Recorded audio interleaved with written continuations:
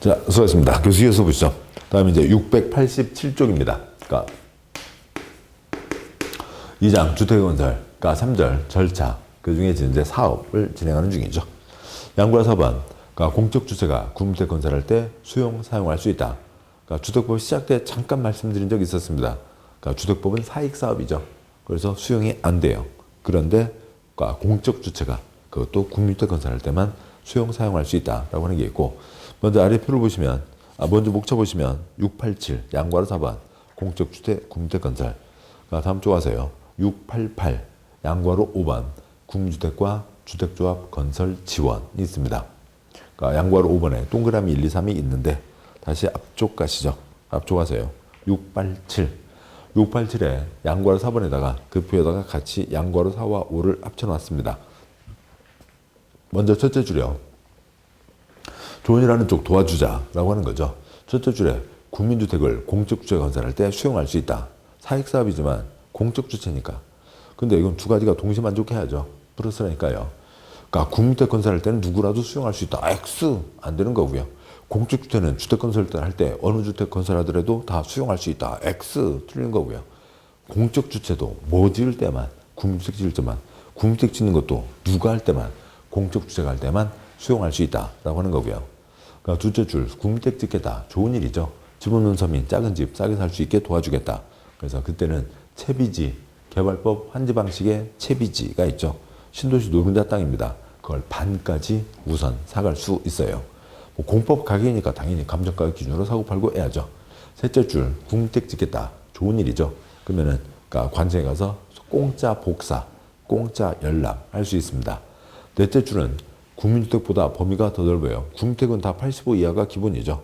근데 민영주택에도 85 이하 주택도 있고 더 큰 주택도 있고 그럴 거잖아요. 아무튼 작은 집 85제곱미터 이하 주택을 반 이상 지으면 아이고 좋은 일이다. 그 다음에 주택조합이 주택건설 대지를 확보하겠다.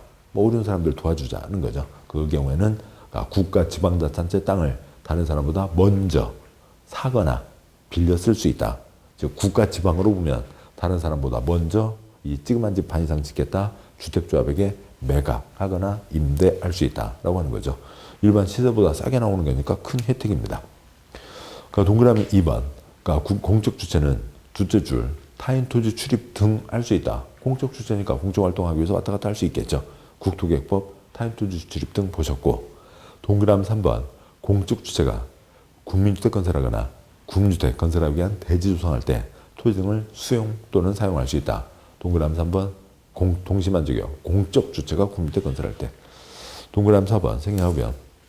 그러니까 다음 쪽 와서 양과로 5번 좋은 일 도와주겠다 3가지. 동그라미 1번 사업주체가 국민주택 종류로 사용하기 위해서 그러니까 둘째 줄 채비지 매각을 요구한 경우 개발사업 시행자는 채비지 총면적의 50% 범위에서 우선적으로 사업주체에게 매각할 수 있다. 좀 채비지 양도가격 공법이니까 뭐 장난치면 안 되죠. 감정가격을 기준으로 한다. 뭐 그런데 단 뭐 임대주택 건설하는 경우 등에 해당하면 조성 원가를 기준으로 할 수도 있다라고 하는 거죠. 채비지를 너무 싸게 팔면 도시개발사업 조합을 한다고 치자고요. 토지 소유자, 그 조합원들에게 피해가 가는 거죠. 할 수 없습니다. 감정, 그리고 공법이니까 이러저러한 뭐 나쁜 비리가 생기면 안 되니까 감정가격을 기준으로 한다가 원칙. 이쁜 짓 하면 좀 싸게 팔아줘라. 조성 원가를 기준으로 할 수 있다. 동그라미 2번 구주택 건설공고한 사업주체는 뭐 셋째 줄, 뭐 복사 등등을 셋째 줄 공짜로 청구할 수 있다. 무료. 동그라미 3번 국가지방은 그가 소유하는 토지를 매각 임대할 때 다음 목적으로 토지의 매수 임차를 원하는 자가 있으면 그에게 우선적으로 매각 임대할 수 있다. 즉 이 작은 1, 2번 이 주체는 우선적으로 매수 임차할 수 있다가 되는 거죠. 작은 1번 찌그만 집 85 이하를 반 이상 건설하는 경우는 뭐 1000세대를 짓는다 500채 이상을 찌그만 집으로 한다. 뭐 300세대를 짓는다 150채 이상을 찌그만 집으로 한다가 되겠죠. 작은 2번 주택조합이 하는 경우. 그러면 다른 사람보다 먼저 잡았습니다. 왜요? 그 좋은 일을 한다고 잡았잖아요. 그러면 좋은 일을 해야죠. 하지 않고 땅 갖고 땅 장사하고 있거나 땅값 찌는 것만 기다리고 있으면 나쁜 사람이죠. 그러면 다시 가져간다고요. 그러니까 국가지방은 둘째 줄 2년 이내에 해당 주택을 건설하지 않거나 대조적 사업을 시행하지 않으면 환매 다시 가져가거나 임대계약을 취소할 수 있다가 되어 있습니다. 양과 6번 주택의 설계와 시공, 뭐 우리 시험에서는 나온 적 없고, 양과 7번 그러니까 주택 건설 기준 또 역시 아주 세부적인 기준인데 뭐 관리사무소 면적은 어떻게 해야 되고 뭐 도로 폭은 몇 미터로 하고 가로등은 몇 개를 붙이고 세워놓고 그럼 우리하고는 관계가 없고. 그러니까 그런데 이제 동그라미 5, 6, 7 이제 이름들은 한두 가지 알아두시죠. 동그라미 5번 에너지 절약형 친환경 주택. 에너지 절약하자고요. 그러니까 지구 온난화 문제도 심각하고 그러죠. 그래서 저에너지 건물 조성 기술 등 대통령제하는 기술 이용해서 에너지 사용량을 절감하거나 이산화탄소 배출량을 저감. 우리 지금 주관식 아니잖아요. 외울 거 없고요. 그러니까 그냥 객관식 문제에서 요게 요거겠다. 뭐 서로 연결만 하면 되는 거죠. 동그라미 6번 건강 친화형 주택. 그러니까 건강에 뭐 친해지자고요. 그러니까 건강하고 좀 이렇게 맞물려 가자고요. 건강에 나쁜 영향을 주지는 말자라고 하는 거죠. 건강하고 쾌적한 실내 환경 조성을 위해서 실내 공기 오염물질 등을 최소화할 수 있도록 한다라고 하는 거죠. 뭐 포름알데히도 퍽퍽퍽 풍기고 그런 거 안 된다. 동그라미 7번 장수면 주택. 장수만세. 그 집만 들어가면 장수만세. 그런 집은 잘 팔리겠는데 그건 아니겠고요. 여기는 뭐가 장수만세예요? 콘크리트 장수만세. 콘크리트가 장수만세입니다. 구조적으로 오랫동안 유지 관리될 수 있는 내구성을 갖추고 그다음에 입주자 필요에 따라 내부 구조를 쉽게 변경할 수 있는 가변성, 수리 용이성 등이 우수한 주택을 말한다라고 되어 있고요. 그래서 그 이제 가끔 뭐 인테리어 공사를 하는데 크게 하기도 하잖아요. 근데 이제 이러저러한 제한이 있다 보니까 뭐 많이 못 하기도 합니다. 근데 아무튼 뭐 조그만 것들 아무튼 많이 해보자는 거죠. 그래서 그러니까 기본 골조는 그대로 이제 아주 내구성을 갖추고 앞쪽에 있었습니다만, 그러니까 콘크리트 이제 내력 벽이라든지 기둥 이런 거는 깡깡하게 하고 나머지 벽체, 간이벽들은 쉽게 움직일 수 있고 봄 됐으니까 이렇게 쓸까? 가을 됐으니까 이렇게 쓸까? 바꿔서 쓰자고요. 그러니까 그렇게 하자라고 하는 거죠. 뭐 동그라미 8번 생략합니다. 양괄호 8번 감리자 지정. 뭐 별표에 보시다시피 뭐 딱 한 번 나왔습니다. 그렇고요. 그러니까 문장 읽는 거 생략하고, 그러니까 그 표로 그러니까 동그라미 1번 핵심만 보시고 표를 말씀드리겠습니다. 동그라미 1번. 그러니까 사업계획 승인권자는 관청은 셋째 줄 감리할 자를 지정한다. 관청에서 집어넣는 겁니다. 제일 아래 표요. 그러니까 표가 5칸. 첫 번째 칸 감리자. 그건 그러니까 개인 공법 전체가 관청에서 뭔가를 하겠다는 계획 세우는 것과 개인이 뭔가 할 때 관청에게 허가 등을 받는 거죠. 그럼 허가 등을 받은 그대로 하는지 어긴 거 있는지 없는지 감독을 해야 되는 겁니다. 그 감리자를 첫 번째 칸 누가 넣을 거냐고요. 행정청이 넣기도 하고 그 행위 허가를 받은 행위자, 시행자가 넣기도 하는 겁니다. 그 차이가 있다는 거죠. 두 번째 칸, 세 번째 칸 개발사업, 정비사업. 덩어리가 크든 작든 공익사업이죠. 공익사업. 관청에서 감리자를 집어넣는 겁니다. 개발사업의 지정권자, 그다음에 정비사업의 시장군수 등. 네 번째 칸 건축법. 건축법은 뭐고요? 그러니까 조그만 지붕만 있으면 건축물이죠. 뚜껑만 있으면 건축물인 겁니다. 그러면 찌그만 것도 있고 큰 것도 있잖아요. 찌그만 것도 있으니까 찌그만 거 건축주 지가 알아서 감리자를 정하면 되는 겁니다. 뭐 고등학교 동창이 됐든 누가 됐든 지가 알아서 정하면 되는 거죠. 그런데 허가 괄호 예외 허가권자, 이거는 더 큰 게 아니라 더 찌그만 거, 아주 조그만 것들은 건축주가 돈이 많지 않다 보니까 감리를 제대로 안 하고 법을 어기고 그러다 보니까 나중에 문제가 생기고 그럴 수 있으니까 관청에서 감리자를 집어넣는다라고 하는 거죠. 다섯 번째 칸요 주택법. 그러니까 이거는 사익사업이지만 덩어리가 큰 사업이죠. 한 번에 30만 이상 1000세대, 5000세대 단지를 떠올리시면 되고요. 그러니까 관청에서 그러니까 감리자를 집어넣는다. 그런데 특괄호 특별한 경우에는 사업주체, 그러니까 집을 짓는 사업주체가 집장사가 직접 감리자를 지정할 수 있다라는 그런 예외 흐름들로 가고 있습니다. 뭐 되고요. 그러니까 다음 쪽 생략하고요. 그러니까 692, 693, 다 이제 작은 글자들입니다. 넘어오시고 695까지 오시고요. 마지막 검사이죠. 695쪽에 굵은 4번. 그러니까 제목 전체 검사를 뭐라고 하고요. 사용 검사, 부분 검사를 뭐라고 하고요. 임시 사용 승인이라고 합니다. 아무튼 뭐 우리 시험 주관식 아니지만 그렇지만 그 단어가 해서 소리가 나는 거하고 안 나는 거하고는 많은 차이가 있는 거죠. 소리 내시면 내 거 되는 겁니다. 소리 안 나면 끝끝내 내 거 안 되는 거고요. 예, 그러고요. 보시면 양괄 1번 먼저 첫 번째 표요. 그러니까 첫째 줄 전체 검사, 부분 검사 뭐 기본이죠. 방학 끝나고 방학 숙제 다 했으면 전체 검사. 선생님 여기까지 먹겠는데 네 이놈 왜 숙제 안 했어? 강아지가 아파갖고 강아지하고 아무튼 모레까지 해와? 네. 부분 검사 받았죠. 입니다. 두째 줄에 국토계획법 개발행위는 개발과 환경과 시설이 한 세트로 가야 되니까 거기는 부분 세트, 부분 검사가 안 되는 거고, 첫 번째 칸 셋째 줄 개발법, 그 아래 정비법, 다음 쪽 건축법, 주택법 다 부분 검사 됩니다. 그렇고요. 다음에 두 번째 표가 696, 697 전체를 다 담아놓은 게 696의 두 번째 표입니다.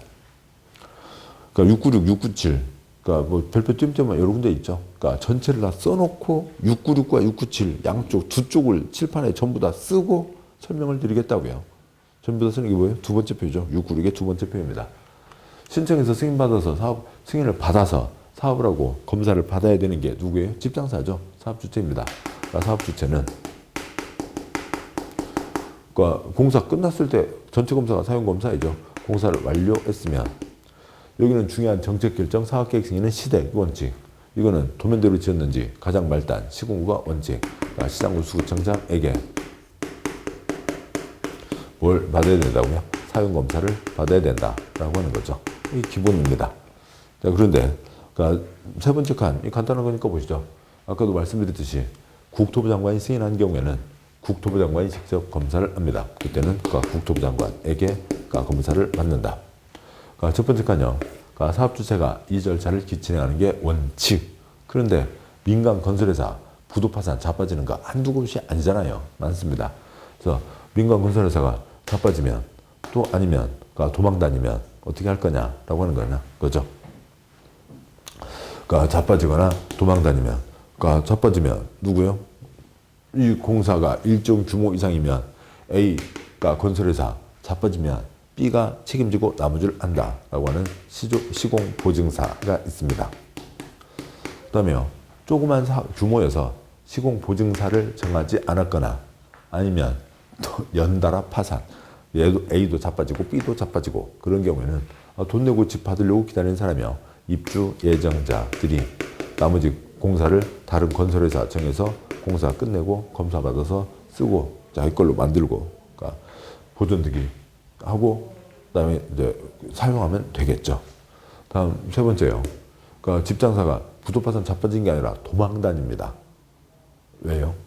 집장사 도망 다니는 이유는 뭐 거의 대부분 공사비 때문이죠.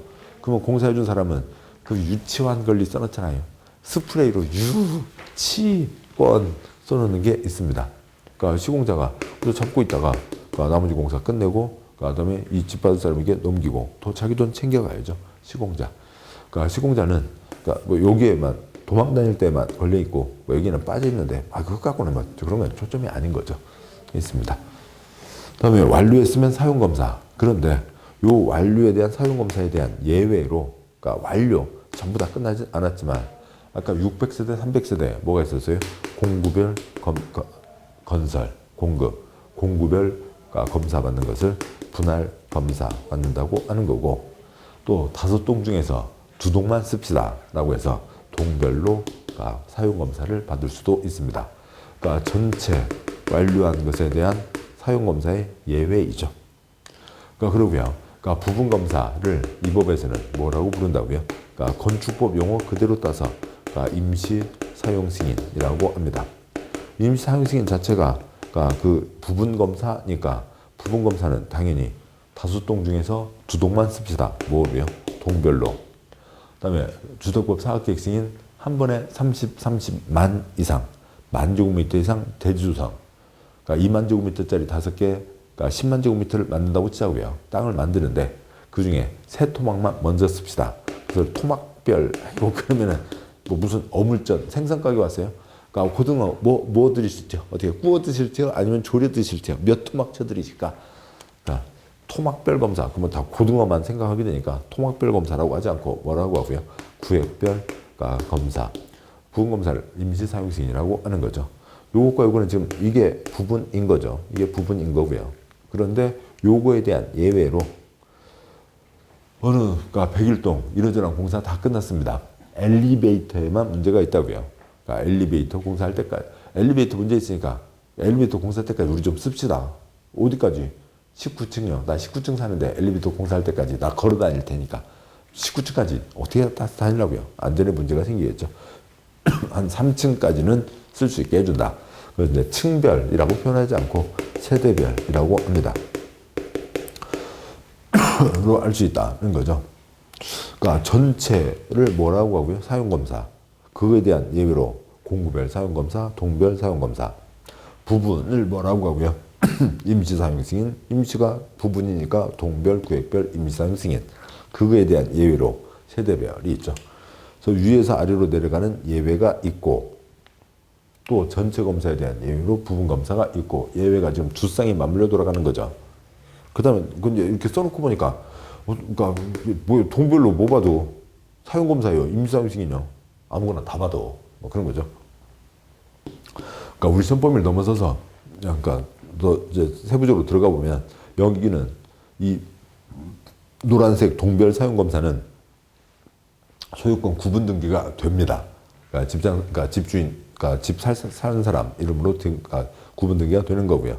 그러니까 이쪽, 그러니까 여기 동별로 된 경우에는 여기는 그야말로 임시로 사용만 할 수가 있고 구분 등기는 안 됩니다. 근데 그건 이제 우리 시험 범위가 넘어서는 거고요. 됐습니다. 아무리 창의력이 뛰어나도 여기다가 세대별을 붙이고, 그러니까 뭐 그 안 된다 그렇게 나오는 적은 없어요. 그러니까 단지 전체인데요. 그러니까 이렇게 나오는 경우는 없고. 그러니까 그리고 뭐냐면 된다가 6번이에요. 된다가 6번이에요. 그러니까 뭐 요거 하나만 빼고 나면 뭐 이거 갖고는 나온 적도 없고. 와, 창의력이 거기까지 가겠어요. 별로 보면 창의력 없는 사람들이 대부분이더라고요. 아무튼 된다 다 됩니다. 거의 다 됩니다. 뭐 이건 나온 적 없고요. 아무튼 이거 다예요. 문장으로 보시면 동그라미 1번. 그러니까 사업주체는 첫째 줄 완료했으면 시장수청장에게 셋째 줄 사용검사를 받는다. 즉 국토부 장관이 승인한 경우는 국토부 장관이 그러니까 사용검사한다. 그러니까 동그라미 2번.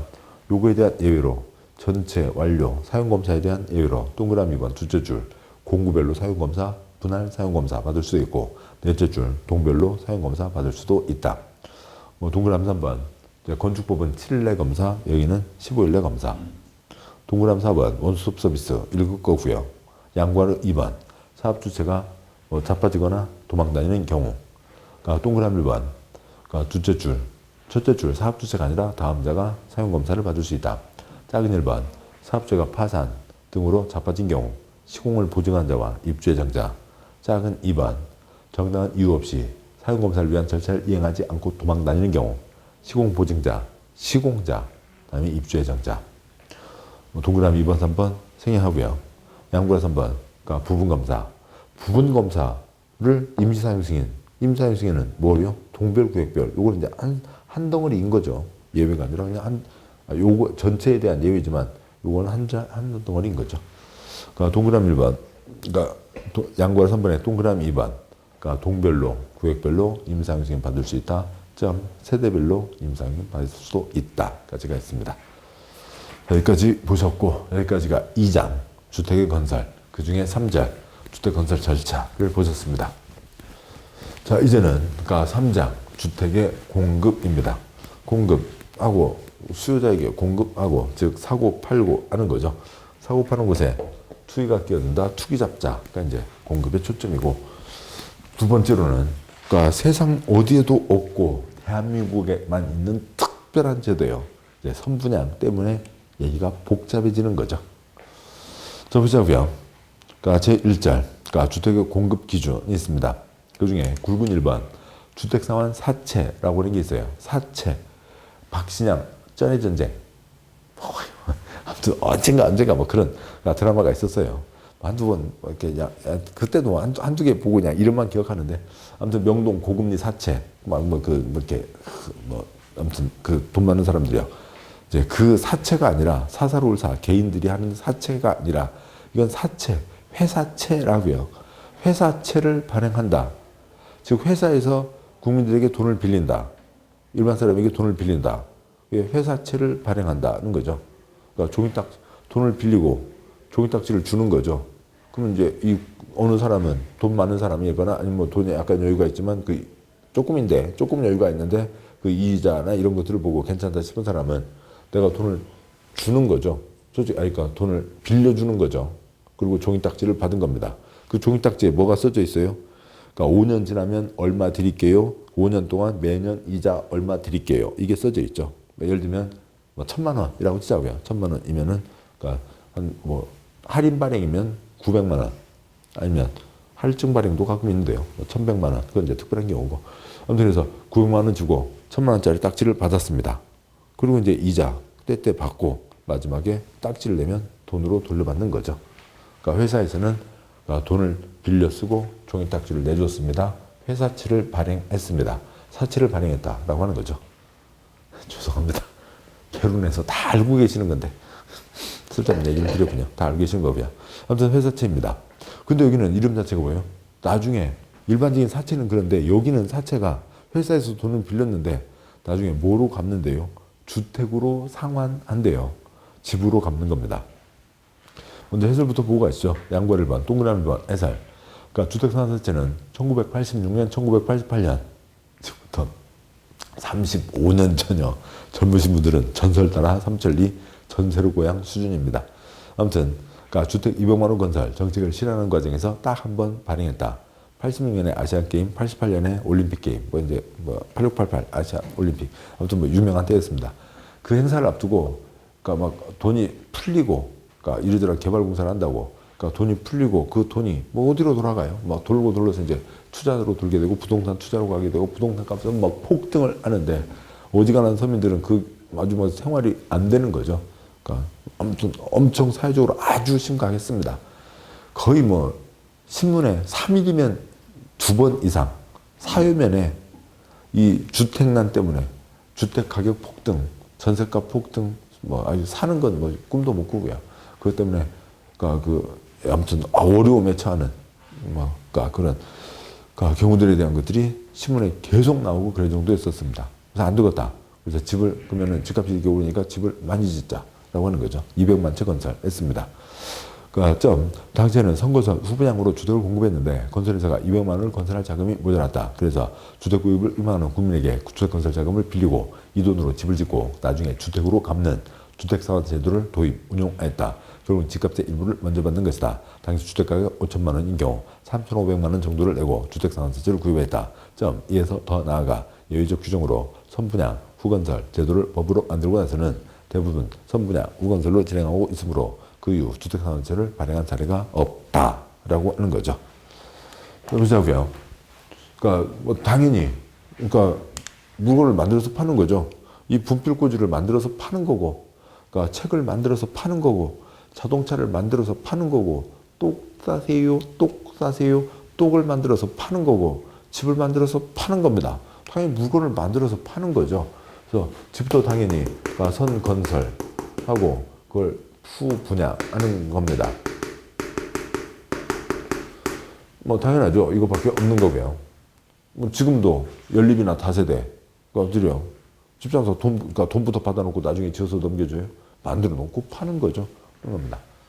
그런데 8688 200만 채 건설 집장사들이 돈을 지돈 갖고 집을 지어야 되는데 200만 채를 지을 돈이 없다고요. 그래서 국민한테 돈을 빌리는 거죠.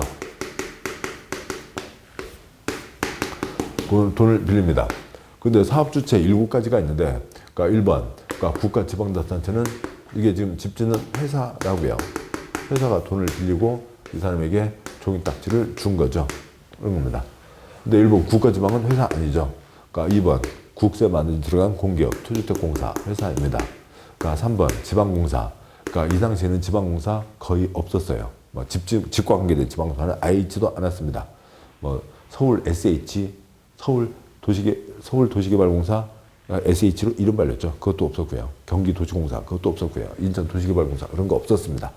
그러니까 4번 그러니까 그 살아계신 시기 운동본부 그건 회사가 아니고요. 그러니까 5번 그러니까 고용자 사원아파트 짓겠다. 그 사원아파트를 짓는 거지 그 봉제공장 거기는 집 짓는 회사는 아니죠. 6번 주택조합 이 인격도 아닌 거고요. 7번 등록사업자 건설회사가 있는 거죠. 그러니까 이들이 그러니까 회사채를 발행을 하는 겁니다. 그러니까 이름 자체가 회사채니까 지방공사만 빠져 있다. 그러면 된 거죠. 그래서 그때 돈으로 그러니까 3,500만 원을 빌린다고요. 그럼 이제 집에 3,500만 원 지금 돈이 그런 거죠. 그러니까 86년 7년 최저임금이 그러니까 그러니까 정해진 시간 다 일을 했을 때 그러니까 95,000원이었어요. 그러면은 생산직에서 조금 그래도 잘 돌아가는 업종은 그러니까 10만 원, 11만 원, 초봉이. 사무직, 뭐 금융 이쪽이면 15만 원에서 17만 원. 뭐 아무튼 뭐 그러던 때였습니다. 아무튼 10만 원이었다고요. 그러면 10만 원이 350개, 360개. 그러면 30년. 월급 받아서 30년 그대로 꼬박 넣어놨다가 한 푼도 안 쓰고 그거 탁 내는 게 3,500만 원이라고요. 월급 30년 돈입니다. 아무튼 그렇죠. 지금은 뭐 150만 원 잡으면 15배는 뛰었나요? 아무튼 그렇습니다. 그래서 3,500만 원을 내고 그러니까 종이딱지를 산 거죠. 그러면 이 돈 갖고 이제 건설회사들이 그러니까 주공과 등록사업자가 땅 마련하고 그러니까 그러니까 콘크리트 사서 그러니까 집 지어서 넘겨주는 겁니다. 그러면 그러니까 공사가 다 끝났으면 이 종이딱지를 내는 거죠. 종이딱지 내면 그다음에 그러니까 이때 원금과 이자로 갚아주는 게 아니라 뭐로 갚는다고요? 주택으로 갚는다고요. 그러니까 당시에 서울에서 제일 비싼 집이 그러니까 5천만 원입니다. 그러니까 딱지에다가 얼마를 더 얹어서 내면 1,500만 원 더 얹어서 내면 그러니까 요 이제 집을 받을 수가 있는 거죠. 이렇게 됩니다. 세상에 이렇게 좋은 제도가 어딨어요. 왜 이런 생각을 진작 못했대. 너무나 좋은 겁니다. 그냥 고등학교 동창 중에 시댁 한 명만 있으면 아니면 한 5칸 건너서 청와대 뭐 아는 사람 한 명은 있대잖아요. 4칸 건너서 시댁 중에 어느 누구 하나는 걸리겠죠. 누구 하나만 걸려서 사업계획 승인만 받으면 그러면 지 돈 한 푼 없이 땅 하나 없이 돈 받아서 1,000명에게 돈 받아서 그 돈으로 땅 사고 땅값 잔금 치르고 그 다음에 콘크리트 비벼서 또 1,000채만 짓겠어요? 2,000채 짓겠죠. 그래서 그거 넘겨주면서 엄청난 이익 챙기고 또 두 번째 1,000채는 지가 지어서 팔아서 100% 자기 이익이 되고 세상에 이렇게 좋은 제도가 어딨냐고요. 이걸 요번 한 번만 하지 말고 계속 합시다. 이걸 법으로 만듭시다. 결국 이게 뭐예요? 집값 5천만 원짜리 집값에 3,500만 원을 먼저 받은 거잖아요. 그러니까 삽도 꽂지도 않은 상태에서. 그래서 지금도 역시 원칙은 뭐고요? 선건설이고 그러니까 예외 규정으로 뭘 만들었다고요? 분양 팔았죠. 양도했다고요. 뭘요? 아무것도 없어요. 말만 양도한 거죠. 아무것도 없이 삽도 꽂지도 않은 채로 그러니까 집값을 받은 겁니다. 그 돈으로 나중에 후 건설해서 한다라고 하는 거죠. 이게 예외 규정으로 생기고 나서는 대규모 건설회사들은 다 이걸로 가는 거지. 누가 뭐 집 지어서 팔고 이런 걸로 하지 않는 거죠. 조그만 집 장사 이제 시작하시는 분들이나 그러니까 집 장사 아저씨 아줌마들 있잖아요. 뭐 연립 다세대 지어서 팔고 하시는 분들이나 선건설로 하는 거지. 다 이렇게 하고 있습니다.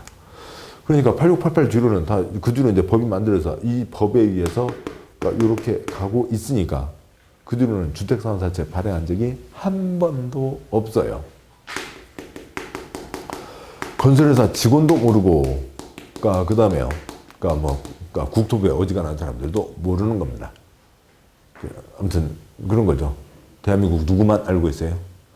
공인중개사 공부하시는 분들만 이런 제도가 있다는 걸 알고 있어요. 예. 아무튼 그러니까 건설회사 직원도 모릅니다. 임원도 몰라요.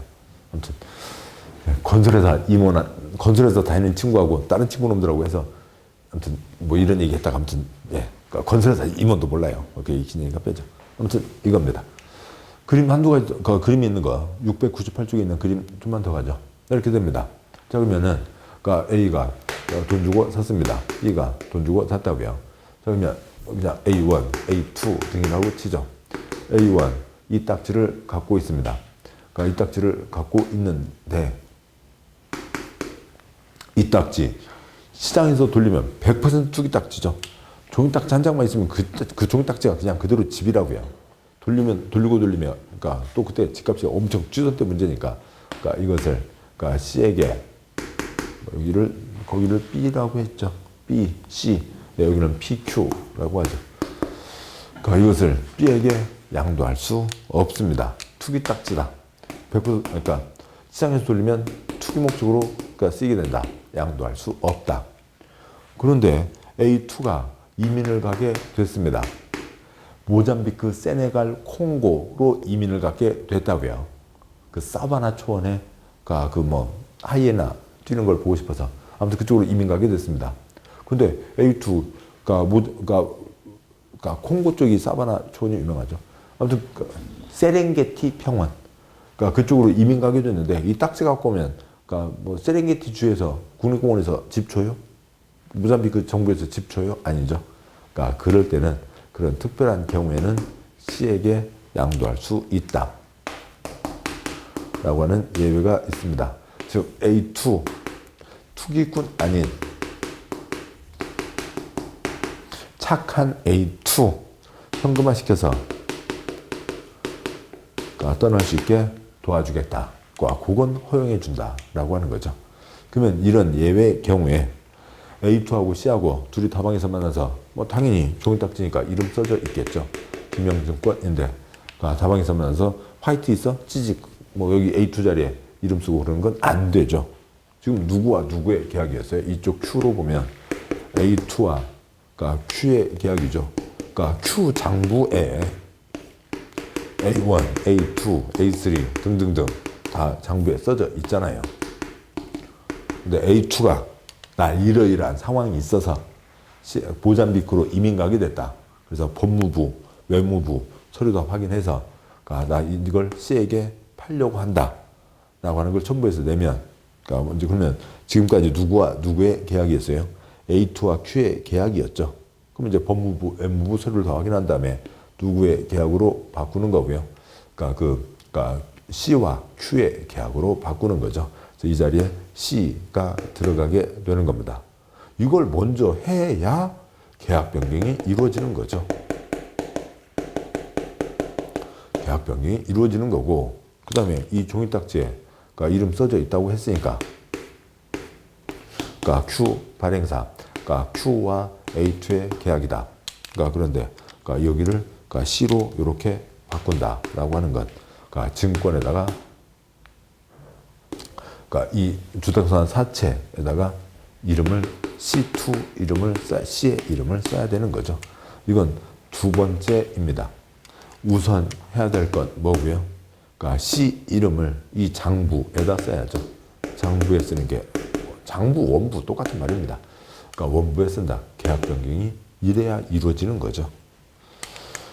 둘이 찍찍 한다고 안 됩니다. 좀 복잡한 얘기지만 뭐 이쪽에서 나오고 있으니까 거기까지죠. 뭐 여기는 그냥 그런가 보다 하면 되는데 양도할 수 없다. 상황 말씀드렸고, 그다음 두 번째로 계약 변경은 이렇게 진행된다. 까지가 있습니다. 자, 보시죠. 이제 문장 보겠습니다. 699쪽이요. 동그라미 2번. 토주택공사와 등록사업자가 발행할 수 있다. 그 다음에 동그라미 3번. 둘 다 지돈 갖고 사업하는 게 원칙. 남의 돈 땡기는 거니까 둘 다 국토장관의 승인을 받아야 된다. 그 다음에 동그라미 3번, 4번. 이 경우 등록사업자는 민간이죠. 민간은 자본금 등등 주택주 일정한 기준에도 맞고 금융기관, 주택도시 보증공사의 보증을 받을 때에 하여 발행할 수 있다. 바로 민간은 부도파산 염려가 있으니까 민간은 보증도 받아야 된다라고 하는 거죠. 이쪽은 보증 아니고요. 동그라미 5번. 등록사업자가 주택산업사채 발행할 수 있는 기준은 다음을 말한다. 나온 적 없습니다. 그 아래 표요. 지난번 앞에 등록사업자의 등록에서도 한번 보셨고, 표의 첫째 줄. 등록사업자 본격적 집장사 하려면 연간 20만 이상 하려면 국토부장관에게 등록해야 된다. 그 요건이 있고, 두 번째 간 똑 싸세요, 똑장사가 쌀농사 짓고, 그다음에 기계도 만들고, 방앗간도 만들고, 뭐 그렇게 해서 그다음에 떡 찌기도 하고 그렇게 해서 떡을 팔아야 되는 건가요? 아니죠. 떡 사다가 떼서 팔 수도 있잖아요. 그러니까 두 번째 간 집장사가 직접 집을 지으려면 시공하려면 일정한 요건을 갖춰야 된다. 세 번째 칸은 더 세겠죠. 여기는 집장사가 집을 지어서 넘기는데 짓는 것뿐만이 아니라 주택상환사채 남의 돈을 빌려서 그 돈 갖고 집을 짓는다. 요건이 더 세겠죠. 그래서 세부적인 요건 갖고는 나온 적 없습니다. 양과 2번. 이 돈은 당연히 집 짓기 위한 데 써야지. 이 사장 골프치러 놀러다니고 하는 데 쓰면 안 되겠죠. 다음 쪽 가세요. 700쪽에 양과로 3번. 발행방법과 양도금지. 양도금지가 원칙이라고요. 동그라미 1번. 액면 또는 할인의 방법으로 발행한다. 라고 하는 거고. 주택상환세는 기명 증권으로 한다. 기명. 당연히 이 계약서에 이름 써져 있는 건 당연한 얘기죠. 계약서에 양쪽 다 이름 써져 있는 건 당연한 겁니다. 동그라미 2번. 주택상환세 상환기간은 3년을 초과할 수 없다. 상환기간은 발행일부터 공급계약 체결일까지 기간으로 한다. 뭐 3년인데 요 집을 넘겨줄 때까지가 3년이 아니고 이 중 어느 상황에서요. 자, 이제 돈 빌렸는데요. 이제 자리 정해졌습니다. 개나리 단지 101동 307호로 드릴게요. 라고 하는 것 정해지기까지가 3년. 그 다음에요. 동그라미 3번. 등록자업자비 등록이 말소된 경우에도 그가 발행한 주택상환센체 효력에는 영향을 미치지 않는다. 좀 등록 말소, 영업정지 처분을 받은 등록사업자는 처분 전에 사업계획 승인을 받은 사업은 계속 수행할 수 있다라고 하는 거죠. 등록, 관청에서 눈에 불 켜고 관리감독하겠다. 찌끄만 잘못이면 영업정지, 큰 잘못이면 등록 취소 말소로 가는 거죠.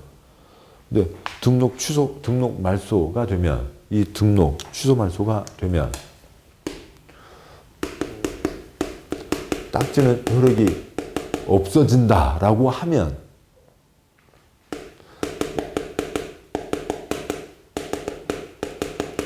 효력 꽝 된다라고 한다면 지금 이러고 계실 시간이에요? 빨리 가서 뭐 해야 돼요? 등록해야죠. 그러니까 자본금 2억에다 등록해서 돈 있는 대로 10,000명한테 빌리고 그 다음에 등록 말소 사유가 있겠죠. 나쁜 짓을 빨리 하고 관청 가서 나 나쁜 짓 했는데 빨리 말소시켜. 왜 안 시켜? 빨리 말소시키라고. 그래서 등록 말소되고 나면 이제 그 첫 10,000명에게 집 안 줘도 되고. 여러분들은 다 착한 분들이니까 이런 나쁜 상상을 하지 않으시는군요. 예. 말이 안 되는 거잖아요. 돈 빌렸으면 집은 줘야죠. 등록이 지가 잘못해서 등록 말소되고 말고 집 주는 건 당연한 겁니다. 효력에 집 받는 효력에는 영향을 미치지 않는다. 그것도 없으면 뭘 믿고 돈을 빌려줘요. 효력에는 영향을 미치지 않는다. 당연한 얘기죠. 동그라미 4번 시장에서 돌리면 100% 투기 딱지 칠판 여기로 잡아주시고요. 칠판 이쪽이요. 시장에서 돌리면 100% 투기 딱지. 그래서 뭐 할 수 없다고요? 양도할 수 없다가 원칙. 모잠비키로 이민가는 그런 착한 A2는 현금화시켜서 떠날 수 있다. 양도할 수 있다. 단 해외 이주 등 그러니까 부득이한 사유가 있는 경우로 대통령 국토부령이 정한 경우에는 그렇지 않다. 또 작은 1번 이제 이건 주택법 뒤에 전매 제한 그쪽 보시면 아시는 건데요. 아무튼 작은 1번 주택주택 때 다른 지역으로 이전 2번 상속으로 취득한 주택으로 이전 작은 3번 해외로 이주하거나 2년 이상 해외주류 동그라미 5번 사채권자의 명의 변경 그러면 이주하게 됐다고요. 모잠비크 이민 가게 돼서 팔 때 둘이 다방에서 찍찍 화이트 여기 H 이름을 C추로 바꾸는 게 아니라고요. 계약 변경부터 해야 되죠. 지금 A2와 Q의 계약인데 Q가 갖고 있는 장부에 A2가 써져 있었죠. 이 계약을 누구의 계약으로요? C와 Q의 계약으로 바꿔야 되는 거죠.